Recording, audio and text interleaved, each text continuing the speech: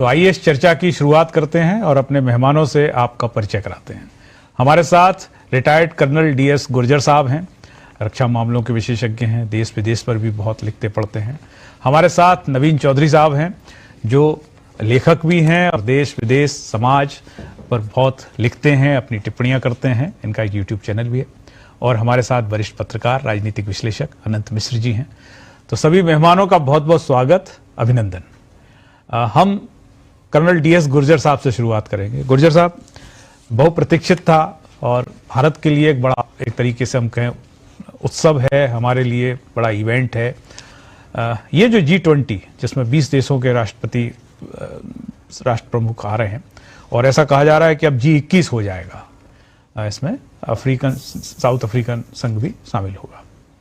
इसको आप, इस आयोजन को कैसे देखते हैं भारत की उस दृष्टि से जिसमें ये बार बार कहा जा रहा है कि यह समय भारत का है, पूरी दुनिया देख रही, सारी दुनिया आई हुई है हमारे यहाँ। जी, सबसे पहली बात है कि ये जो आयोजन देश भारत में हो रहा है, ये हमारे देश के लिए बड़े गौरव की बात है और उस समय हो रहा है जिस समय भारत, जैसे आपने खुद ने कहा कि एक नई ऊंचाई, एक नया स्थान जो दुनिया में उसने अर्जित किया है पिछले अपने 75 साल की, जो 47 के बाद की जो इसका जर्नी रहा है। सबसे बड़ी बात यह है कि देखिए, ये मेरे लिए साथ साथ हर देशवासी के लिए गौरव इसलिए है कि पिछले चंद एक वर्षों में जिस प्रकार से भारत का उभरता हुआ चेहरा विभिन्न क्षेत्रों में देखने में आया है, वो चाहे हमारा आर्थिक हो, चाहे सामाजिक हो, चाहे सैन्य दृष्टि हो, चाहे वैज्ञानिक दृष्टि हो, चाहे एवरी फील्ड जिस प्रकार से आगे उभर के आया है। और मौजूदा परिस्थिति में आपने खुद ने कहा कि एक नया वर्ल्ड ऑर्डर दुनिया में तैयार हो रहा है और ये बात सत्य है कि नया वर्ल्ड ऑर्डर, मैं मानता हूं, तैयार हो चुका है।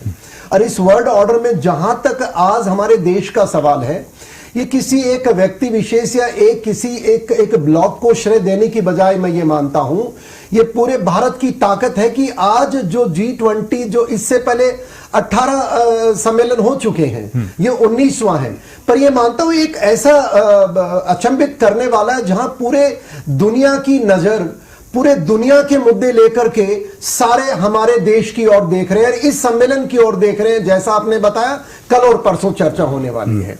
और इसके साथ साथ जो एक वन फैमिली, वन वर्ल्ड और वन फ्यूचर की जो हम बात कर रहे हैं, इस वासुदेव कुटुंब जो हम लेके चल रहे हैं, जिसका लोगो आपने बताया, ये बिल्कुल सत्य है। क्योंकि अभी जिस प्रकार से दुनिया के अंदर एक पहले यूनिपोलर वर्ल्ड, फिर बाइपोलर वर्ल्ड, फिर यूनिपोलर, और आज एक ही इस तरह का नया अलाइनमेंट आया जहां दुनिया में, आपने खुद ने बताया, अफ्रीका के भी जो देश हैं, अभी अगले 21 G21 होने वाला है। और ये हमारे देश, हमारे मोदी जी और हमारे जो लीडरशिप है उसका कमाल मैं मानता हूं। और इसके साथ साथ इस जगह जो देश खड़ा है और जिस प्रकार से आप देखिए कि दुनिया देख रही है हमारे प्रति, आपने खुद में बताया जितने देशों के अध्यक्ष और इनके जो रिप्रेजेंटेटिव आ रहे हैं, मात्र चीन और रशिया को छोड़ करके वो एक अलग मसला है। हर व्यक्ति ने आकर के इसमें भागीदारी निभानी चाहिए है। और जैसा अभी बताया गया कि प्रधानमंत्री महोदय इस पूरे ऑफिशियल के बाद में इन देश अध्यक्षों के साथ इंडिविजुअल 1-to-1 मीटिंग भी करने वाले हैं, वार्ता जिसे कहा जाए, जो वार्ता करने वाले हैं। और वो एक ही संकेत देता है कि पिछले दिनों में जिस प्रकार से हमारे देश ने आगे उन्नति की है, और सबसे मोटा देखिए, Ukraine, Russia, America, China, corona के दौर, और उसके बाद जिस प्रकार से सामरिक दृष्टि से भारत का एक इकोनॉमिक उद्गम हुआ है इस विश्व पटल पर, मैं मानता हूं ये एक हमारे लिए एक हमारा शोकेस है जहां पर दुनिया भारत की ताकत को देख रही है। भारतवासी भी भारत को देखने का एक अच्छा, सबसे बड़ा बदलाव जो मैंने देखा है भारत के नागरिकों में देखा है। भारत के नागरिक ऊब चुके थे उस गवर्नेंस से, उस लीडरशिप पे जो जिसके कई चेहरे होते थे, पर वो ऊबने के बाद उन्होंने एक ऐसा प्रण लिया कि हम ऐसी सरकार लाएं, ऐसे व्यक्ति को लाएं जो हमारे देश की भावनाओं को प्रकट करे। और सबसे बड़ी बात आई साहब, देखिए कि एक जो हमारी सोच थी देश की कि अब हमारे देश के खिलाफ कोई भी काम करेगा, कोई भी व्यक्ति हो, उसको हम निपटेंगे। जैसे सबसे पहले टेररिज्म हमारा सबसे बड़ा एक हमारी वो जो गले की हड्डी थी साहब उस समय, जहां देखो आए दिन बॉम्ब ब्लास्ट, आए दिन हमारी गतिविधि रुकती थी, आए दिन हड़तालें होती थी, आए दिन पत्थरबाजी होती थी, आए दिन कोई आदमी कुछ भी करके चला जाता था। तो मानसिकता बदली। मानसिकता बदलने से क्या हुआ साहब कि जो लोग हमारे तंत्र के हैं उनका मनोबल बढ़ा लीडरशिप के कारण, और मोदी जी के आगमन से एक पहला बदलाव आया। मैं एक सैनिक होने के नाते इतना कह सकता हूं, देखिए सेना वही थी, हम भी वही ट्रेनिंग करते थे, हमारे साजो सामान भी ऑलमोस्ट पिछले 20 साल में कोई ज्यादा बदलाव नहीं आया। पर हमें जो एक बदलाव आया कि बालाकोट जो हमने किया, हमने जो उड़ी हमले का जवाब दिया, हमने जिस प्रकार से देखिए 370 वैसे कई लोग चर्चा कर सकते हैं, पर जो एक जमावड़ा एंटी नेशनल का जो गवर्नेंस में था उसको खत्म होते देखा। तो ये जो बदलाव आए सबसे बड़े बदलाव आए। इसके साथ साथ देखिए जो क्लैरिटी आई, एक लोग कहते हैं करप्शन, वैसे मैं मानता हूं सब एनी प्रोग्रेसिव कंट्री करप्शन का आप आज एक रूल बनाओगे कल उसका भी वो तोड़ लेके आ जाएंगे। बट मोटे तौर पे जो देश को एक प्रोग्रेसिव इमेज मिली है दुनिया के अंदर, आप देखिए यूक्रेन, आप देखिए अमेरिका, आप देखिए क्वेड, आप देखिए चीन को डील करना, आप देखिए कोरोना, इस सारे माहौल में एक लीडरशिप और कंट्री एक साथ होके आई। उसके अंदर सबसे बड़ा जो बदलाव देखने को मिला, अपनी आत्म जो भारत का अपना ओन जो हमने एक इमेज बनाई। कैसे देखिए आप, अभी आपने खुद ने कहा चांद पे आज हमारा पहुंच गया है। ऐसा नहीं है कि ये एक दिन में हुआ है, पर सबसे बड़ी बात देखिए कि चंद्रयान 3 के लॉन्च होने के बाद जो हमारा सबसे अच्छा मित्र जिसको दुनिया कहती है रशिया, उसने कहा नहीं, भारत को तोड़ने के लिए मैं कुछ ऐसा करूं इससे पहले लैंड करूं। ऊपर वाले की मर्जी थी, वो लैंड नहीं कर पाया। उसके बाद देखिए हमारा सूर्य का यान, एक छोटा सा एग्जांपल दे रहा हूं। इकोनॉमी के अंदर देखिए जिस प्रकार से चेंजेस आए, देश के अंदर जिस प्रकार से हम इंडिजिनेशन किया है, मैं मानता हूं सबसे बड़ी बात है नागरिक बदले, विचार बदला, देश सबसे आगे, और जो भारत का एक नया चेहरा उभर के आया ना, जो भारत वो मैं मानता हूं एक बदलाव की है, और बधाई के पात्र इसके लिए देश के नागरिक और मोदी जी कि हर दिन कोई ना कोई पार्टी ये सवाल उठाती है कि साहब चीन अंदर आ गया है और आपने कुछ किया नहीं है। आप फौजी हैं, आप सब समझते हैं कि कौन कितना अंदर आया और हमने कितना किसको धकेला हुआ है। मैं ये मानता हूं साहब कि देश को भी पता है चीन कब अंदर आया और कब कब वापस गया और क्या क्या स्थिति है, ऐसा मेरा मानना है।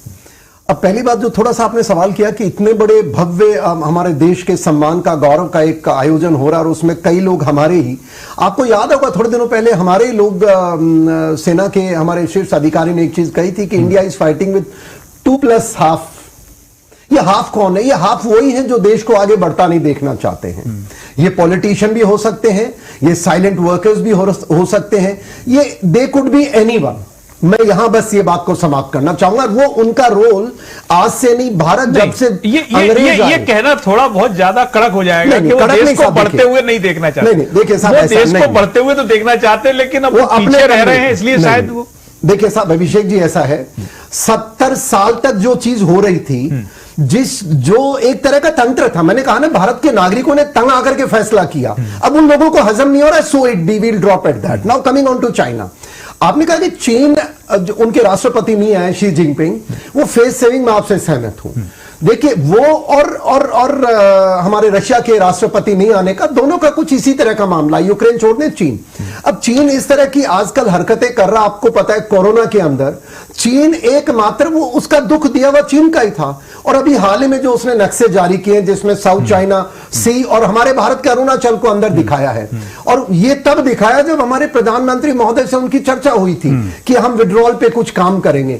तो चीन का जो एक चालबाज चेहरा है, जो विश्वास उसका टूट चुका है कोरोना के बाद दुनिया में, वो आप देखिए अमेरिका वहां से ज्यादातर अपनी चीजें शिफ्ट कर रहा है। चीन कोई भी कारण हो सकता है, अंदरूनी लोग कुछ भी कहें, उनकी कम्युनिस्ट पार्टी कमजोर हो रही है, उनका गवर्नेंस के इश्यूज हैं, बट बॉटम लाइन ये कि चीन आज के दिन, अगर वो रशिया भी एक अपना सारा ढूंढ रहा था, तो चीन घिरा हुआ है और उसके लिए जवाब देना मुश्किल है। और भारत के नागरिकों को मैं एक सैनिक होने के नाते बता सकता हूं और एक नॉर्मल सामान्य नागरिक में हूं कि जो चीन में घुसने की जो चर्चा करते हैं ना देश के बाहर जाकर के, अरे अपने पूर्वजों से पूछ लो यार 62 में क्या हुआ था। ये चीन कहीं आज नहीं आया है, भारतीय सेना मुस्तैद है, और 62 में अगर भारतीय सेना को पूरी इजाजत दी होती तो जिस प्रकार गलवान में हमने उनको खदेड़ा है वैसे उसमें भी खदेड़ते, और वो समय दूर नहीं अभिषेक जी, देश को चिंता मुक्त हो जाओ, पीओके भी लेंगे और चीन को भी हमारा खाली करना पड़ेगा एक्साइज से। हमारे साथ नवीन है 40 सेकंड गुर्जर साहब। Final comments. जी, मैं यही कहना चाहूंगा, G20 जो समिट भारत में हो रहा है, इसको हम सम्मान पूर्वक देखें। भारत को एक मौका है अपनी पूरी ताकत, पूरी संस्कृति, पूरी भौतिकी, हर चीज दुनिया के सामने पेश करने की। और जिस प्रकार से 60 अलग अलग जगह हमारे देश को हमने दुनिया के सामने लेके गए, मैं मानता हूं गौरव की बात है। बस एक ही चीज है, जो लोग ज्यादा उत्तेजित हो रहे हैं किसी भी पर्सनल कारण से, उनसे आग्रह है कि 2 दिन निकलने दे, बाद में पूरा समय आपका। ठीक है, 40 सेकंड।